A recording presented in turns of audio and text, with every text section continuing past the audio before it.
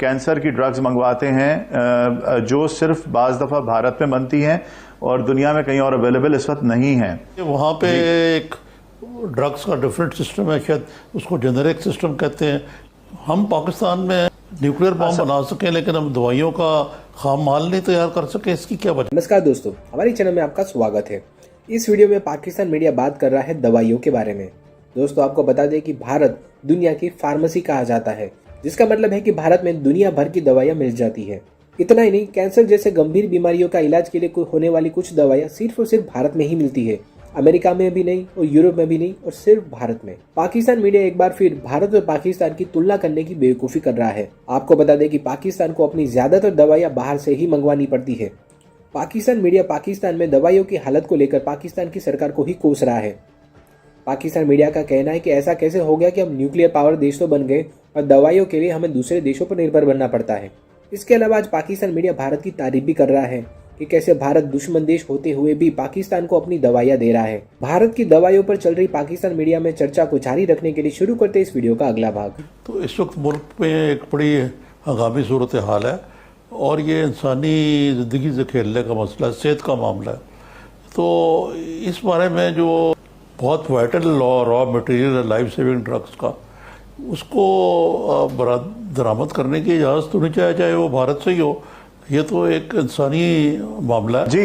जी, जुलाई 2019 में जब भारत ने कश्मीर के साथ एक जारहाना रवैया इख्तियार किया तो पाकिस्तान की हुकूमत ने ये पॉलिसी बनाई कि भारत से तमाम तिजारत को बंद कर दिया जाए और उसको बंद कर दिया गया। लेकिन उसमें एक हमारे सामने गंभीर सूरत हाल ये थी कि पाकिस्तान में तकरीबन 45 से 50% खाम माल जो दवाइयों का आता है वो भारतीय कंपनी से पाकिस्तानी कंपनीज खरीदती थी और उनको यहाँ पर प्रोसेस करके और दवाइयों में कन्वर्ट करते थे। तो ये जब यकलख बंद हुआ, और दवाइयों का मामला मैं आपसे अर्ज़ करूं कि इसलिए ज़रा सा सेंसिटिव होता है कि हम अगर कोई मटेरियल कहीं और अवेलेबल भी हो तो फौरी तौर पर तब्दीली नहीं कर सकते। हमें स्टेबिलिटी स्टडीज़ करनी पड़ती हैं, जो एक महंगा प्रोसेस और वक्त लेने वाला प्रोसेस है। तकरीबन 7 से 8 महीने लगते हैं स्टेबिलिटी स्टडीज़ करके किसी दूसरे इंग्रेडिएंट पे शिफ्ट होने में। आप एक दिन में इसको शिफ्ट नहीं कर सकते। तो हमने हुकूमत के सामने ये मामला पेश किया, क्योंकि इम्पोर्टर्स जो हैं वो वैक्सीन्स मंगवाते हैं और कैंसर की ड्रग्स मंगवाते हैं जो सिर्फ बाज़ दफ़ा भारत में बनती हैं और दुनिया में कहीं और अवेलेबल इस वक्त नहीं हैं। तो उनको भी बुलाया गया और सबसे एक मुज़ाकरात हुए और उसके अंदर हमने सूरत हाल पेश की। जाहिर है कि जिस तरह 2019 में 2 मरतबा भारत से हमारी तिजारत तातुल का शिकार हुई थी, तो ऑलरेडी जो फार्मास्यूटिकल मैन्युफैक्चरर्स हैं वो ऑल्टरनेट्स ढूंढ रहे थे, स्पेशली चाइना के साथ, और हमने उनके साथ बहुत सारे प्रोसेस को शुरू कर दिया था। लेकिन अभी वो वक्त नहीं आया था कि हम सारा कुछ शिफ्ट कर सकते। कि therapeutics good regulated by ड्रैप, drug regulatory authority of Pakistan, उनको इजाज़त दे दी जाए कि वो पाकिस्तान आ सकें। और इसी के तहत जो खाम माल है वो दोबारा भारत से इंपोर्ट शुरू हुआ।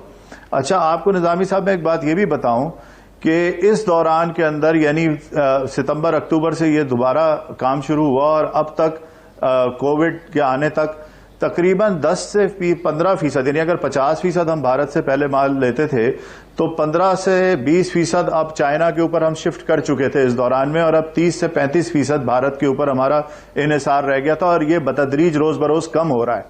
लेकिन इफ्ताद ये पड़ी कि जो कोरोना वायरस आया वो चाइना में आया और चाइना 2-2.5 महीने के लिए कंप्लीट शटडाउन पे चला गया जनवरी से। तो हमने जो चीजें शिफ्ट की थी कि ये मटेरियल हम चाइना से लेंगे, चाइना वो देने के काबिल ही नहीं रहा, इसलिए कि वहां पर वबा आ गई पहले और चाइना जनवरी से मार्च तक कंप्लीट शिफ्ट हो गया। नतीजतन हमें दोबारा भारत की तरफ रुजू करना पड़ा उन चीजों के लिए, क्योंकि चाइना और भारत के अलावा कहीं और मिलती नहीं है।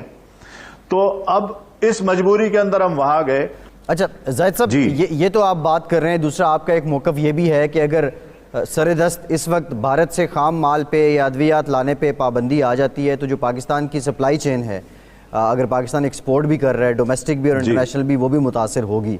तो आपको इसका हल क्या नज़र आता है? और ये जो इंक्वायरी हो रही है, छानबीन हो रही है, इससे क्या फार्मास्यूटिकल मैन्युफैक्चरर्स भी मुतासर हो रहे हैं किसी हद तक?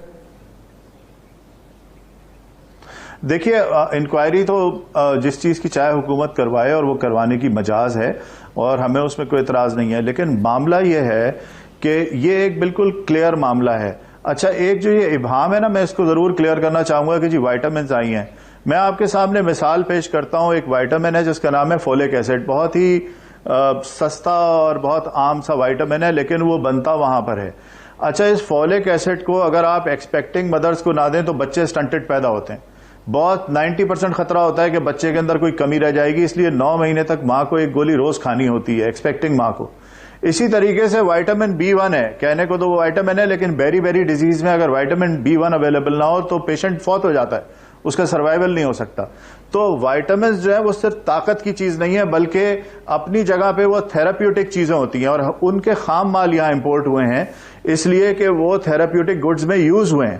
لیکن میں یہ ضرور کہنا چاہوں گا کہ اس وقت کیونکہ ایک ٹربولنس ہے انٹرنیشنلی، آپ دیکھ رہے ہیں کہ امریکہ کے صدر کو بھی کہنا پڑا ہے کہ ایک خاص دوا جو انہوں نے بھارت کو کہا ہے کہ وہ ان کو فراہم کریں۔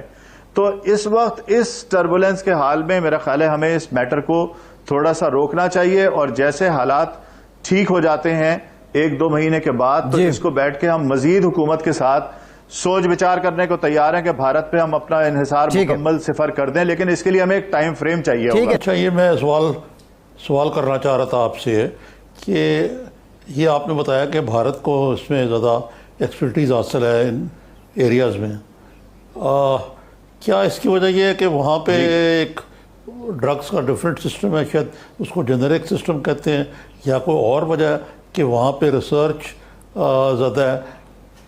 ہم پاکستان میں نیوکلیر بم بنا سکیں لیکن ہم دوائیوں کا خام مال نہیں تیار کر سکے، اس کی کیا وجہ ہے؟ دیکھیے، اس میں آپ کے سامنے 2-3 وجوہات پیش کرتا ہوں۔ اصل بنیادی وجہ یہ ہے کہ جب آپ کے پاس کنسسٹنٹ انویسٹمنٹ پالیسی نہیں ہوتی تو کوئی آتا نہیں، اور کیونکہ یہ بڑے انویسٹمنٹس ہیں اور ان کو کرنے کے لیے ایک کنسسٹنٹ انویسٹمنٹ انوائرمنٹ آپ کو چاہیے۔ ہم دیکھتے ہیں کہ حکومتوں کی تبدیلیوں کے ساتھ ساری پالیسیاں تبدیل ہو جاتی ہیں، جو بڑا مشکل کام ہے کسی بزنس کے سسٹین کرنے کے لیے۔ دوسرا مسئلہ یہ ہے کہ کیونکہ وہاں کنسسٹنٹ پالیسی تھی اور وہاں خام مال بنانا سستا پڑتا تھا دنیا کی دوسری جگہوں سے، لہٰذا USA نے، یورپ نے اور جاپان نے اور دوسری ڈیولپڈ ورلڈ نے اپنے آپ کو آؤٹ سورس کرنا شروع کیا۔ ان کے پاس کیونکہ ٹیکنالوجی ٹرانسفر کے لیے انوائرمنٹ موجود تھی، انہوں نے اس ٹیکنالوجی ٹرانسفر کو ویلکم کیا، انہوں نے کنڈیوسو انویسٹمنٹ پالیسیز وہاں پر دیں، جس کی وجہ سے ملٹی نیشنل کمپنیز بھی وہاں آ گئیں، اور انہوں نے بھارتی کمپنیوں کو اپنی ٹیکنالوجی دے کے آؤٹ سورس کر دیا تاکہ وہ نسبتاً سستے ریٹس کے اوپر را مٹیریل کو کنورٹ کر سکیں۔ خود تو یورپ اور USA چلے گئے بہت ہائی ٹیک کے اوپر، آپ دیکھ رہے ہیں وہ وائرل ریسرچ کے اوپر اور بالکل بایو ٹیک کے اوپر چلے گئے، اور یہ جو خام مال تھے جو نسبتاً اسینشل ڈرگز ہیں، لائف سیونگ ڈرگز ہیں لیکن بہت سستی ہیں، ان کو انہوں نے آؤٹ سورس کر دیا انڈیا کو، کیونکہ وہاں پر اس کے لیے حکومت کا بنایا ہوا فریم ورک موجود تھا۔ اور نظامی صاحب آپ یہ بتائیں کہ ہمیں معلوم ہے کہ ہم اسنیک وینم کے اندر، ہم کتے کے کاٹنے کی ویکسین کے اندر پنجاب میں اور صوبہ سندھ میں کتنے مسائل پیدا ہوئے ہیں، اور یہ وہیں سے آتی ہے۔ کینسر کی بہت ساری ڈرگز ہیں جو وہاں سے آتی ہیں، جو TB کی دوائیوں کا خام مال ہے وہ دنیا میں کہیں نہیں بنتا، اس وقت صرف انڈیا میں بنتا ہے۔ تو ہمیں ان چیزوں کو دیکھ بھال کے اور ان کے آلٹرنیٹس کر کے، میں یہ نہیں کہہ رہا کہ ہمیں بھارت پر انحصار ختم نہیں کرنا چاہیے، ہمیں ان پر انحصار 100% ختم کرنا ہے، اس لیے کہ ہمیں تو نہیں پتا کہ کس دن وہ پابندی لگا دیں یا کوئی ایسی صورتحال پیدا کر دیں پاکستان کے لیے جس کی وجہ سے وہاں سے خام مال آنا ممکن نہ اور ہمارے عوام مشکل میں آئیں۔ لیکن اس کے لیے ہمیں اور حکومت کو بیٹھ کے اور کوئی ٹائم پیریڈ طے کرنا چاہیے اور کسی سسٹم کے تحت اس کو کرنا چاہیے، اس طرح نی جرک ری ایکشن پہ نہیں ہو سکتا۔ میری سمجھ کی حد تک میرا خیال ہے کہ کابینہ کو اس سلسلے میں مس گائیڈ کیا گیا ہے۔ اگر کابینہ کے سامنے سارے جو ہے وہ حقائق رکھے جاتے تو میرا خیال ہے کہ اس کے اوپر مختلف رویہ ہوتا۔ زاہد صاحب، PPMA کی میٹنگز نہیں ہوئی کیا کنسرن منسٹر سے یا متعلقہ لوگوں کو آپ نے نہیں بتایا اپنے تحفظات؟ جی، ہم نے جو جیسے ہی ہمیں پتہ چلا ہے، کیونکہ گزشتہ 3-4 دنوں سے یہ ساری کیفیت ہے اور آپ کو پتہ ہے رمضان کی ٹائمنگ ایسی ہے اور لاک ڈاؤنز اور ہر چیز اس کے اندر جو ہے وہ ہمیں درپیش ہے، اور اس سارے صورتحال کے اندر ہماری تو جدوجہد یہ ہے کہ دوائیاں موجود رہیں, قیمتیں نہ بڑھیں, شارٹیج نہ ہو, بلیک نہ ہو. ہم تو مکمل فوکس اس کے اوپر کیے ہوئے ہیں. لیکن جیسے ہی ہماری آیا, ہم نے پرائم منسٹر سیکریٹریٹ میں بھی لیٹرز بھیجے ہیں جس میں اس کی وضاحت ہے, اور ہم نے ان سے مزید کہا ہے کہ ہم چاہتے ہیں کہ اگر آپ اس کے اندر کچھ ارجنسی دکھانا چاہتے ہیں تو اس کے لیے بھی جو فارماسیوٹیکل مینوفیکچررز ہیں اور جو ویکسینز کے امپورٹرز ہیں, جو کینسر کے ڈرگز کے امپورٹرز ہیں, ان کو ساتھ بٹھا لیجئے اور بٹھا کے